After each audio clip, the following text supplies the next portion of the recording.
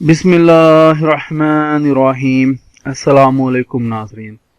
सब तारीफ़ें अल्लाह ताला के लिए जो इस जहान का खालिक, मालिक और परवरदिगार है, और अल्लाह के आखिरी नबी हज़रत मोहम्मद मुस्तफ़ा सल्लल्लाहु ताला अलैहि वसल्लम पर लाखों करोड़ों अरबों खरबों दरूद और सलाम।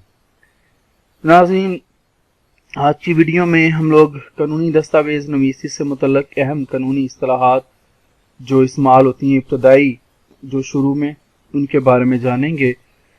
इनको जानने से आपके लिए लीगल ड्राफ्टिंग जो है वो बड़ी आसान हो जाएगी, स्पेशली प्लीडिंग। तो चलते हैं, ये सारी इस्तिलाहात जो है प्लीडिंग से रिलेटेड है, तो चलते हैं इनको जानने के लिए अगली स्लाइड पर। नाज़रीन, आज की इस वीडियो में मैं आपको अहम लीगल टर्म्स जो लीगल ड्राफ्टिंग की इब्तदा है उनके बारे में बताऊंगा। मुझे ये टर्म्स लीगल ड्राफ्टिंग की इब्तदा ही में बता देनी चाहिए थी, लेकिन देर आयत दुरुस्त आयत, तो इनको जान लेते हैं। नाज़रीन, दावा में मुद्दई को प्लेंटिफ कहते हैं, जबकि दावा में मुद्दा अलई को डिफेंडेंट कहते हैं। जब अर्जी दावा दिया जा रहा होता है सिविल केसेस में। अपील में अपील करने वाला जो होता है अपेलेंट कहलाता है, जबकि जिसके खिलाफ अपील हो वो रिस्पोंडेंट कहलाता है।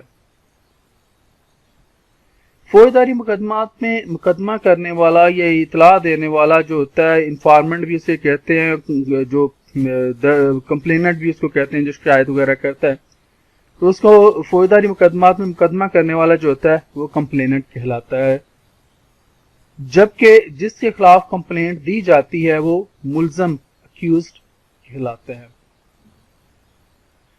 निगरानी में, जिसको हम लोग पटिशन कहते हैं, निगरानी में निगरानी दायर करने वाला जो होता है पटिशनर कहलाता है, और जिसके खिलाफ निगरानी दायर की जाए वो रिस्पोंडेंट कहलाता है।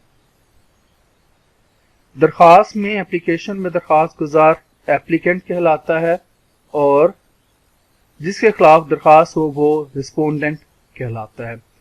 नाज़रीन, ये काफी अहम टर्म्स थी जो लीगल ड्राफ्टिंग में ज़्यादा इस्तेमाल होती हैं, जो शुरू में ही इस्तेमाल होती हैं, आपको पता ही है।